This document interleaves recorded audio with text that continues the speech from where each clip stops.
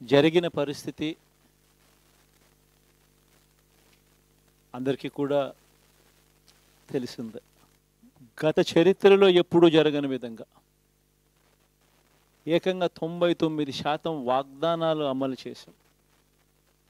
ఎప్పుడు జరగలేదు ఆంధ్ర రాష్ట్ర చరిత్రలో కానీ దేశ చరిత్రలో కానీ ఈ మాదిరిగా మేనిఫెస్టో అన్నది ఒక పవిత్ర గ్రంథంగా భావించి అదొక బైబిల్ గాను, అదొక ఖురాన్ గాను, అదొక భగవద్గీత గాను భావిస్తూ టిక్కు పెట్టమని చెప్పి ప్రతి ఇంటికి పంపించి టిక్కు పెట్టమని చెప్పి ప్రతి అడుగుతూ ఆ ప్రతి అక్క చెల్లెమ్మల ఆశీస్సులు తీసుకుంటూ ఆ ఇంట్లో ఉన్న అవ్వాతాతల దీవెనలు తీసుకుంటూ ఈరోజు కూడా ఈ మాదిరిగా బటన్లు నొక్కడం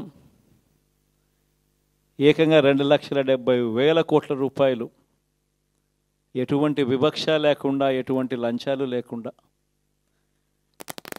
ఏ నెలలో ఏమిస్తామో అని ముందే చెప్పి క్యాలెండర్ ప్రకటించి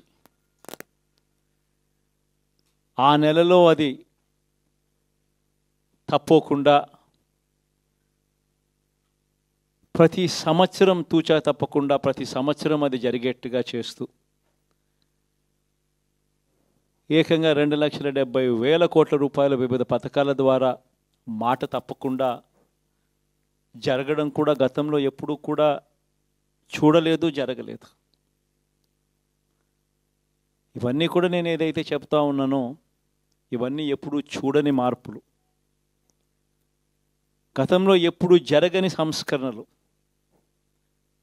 విద్యారంగంలో అయితేనేమి, వైద్య రంగంలో అయితేనేమి, వ్యవసాయ రంగంలో అయితేనేమి, సామాజిక న్యాయం అంశంలో అయితేనేమి, మహిళా సాధికారత అంశంలో అయితేనేమి, గవర్నెన్స్ విషయంలో అయితేనేమి ఎప్పుడు జరగని చూడని సంస్కరణలను కూడా తీసుకొచ్చాం. ఇవన్నీ నేను ఏదైతే చెప్తా ఉన్నానో ఇవన్నీ మనం చేసి చూపించి ప్రజల మన్ననలు పొందిన తర్వాతే ఎన్నికలకు వెళ్ళాం. ఎన్నికల్లో ఏమైందో తెలీదు. 5 సంవత్సరాలు కళ్ళు మూసుకుంటే చాలా అయిపోయింది. 5 సంవత్సరాలు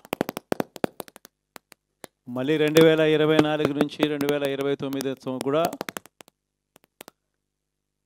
అదే మాదిరిగానే కళ్ళు మూసుకుంటే 2029 కూడా కళ్ళు మూసుకుంటూ వచ్చేస్తుంది. ఇవి మనం గుర్తుపెట్టుకోవాల్సిన అంశం ఏమిటి అని అంటే సినిమాలో ఓన్లీ ఫస్ట్ హాఫ్ మాత్రమే.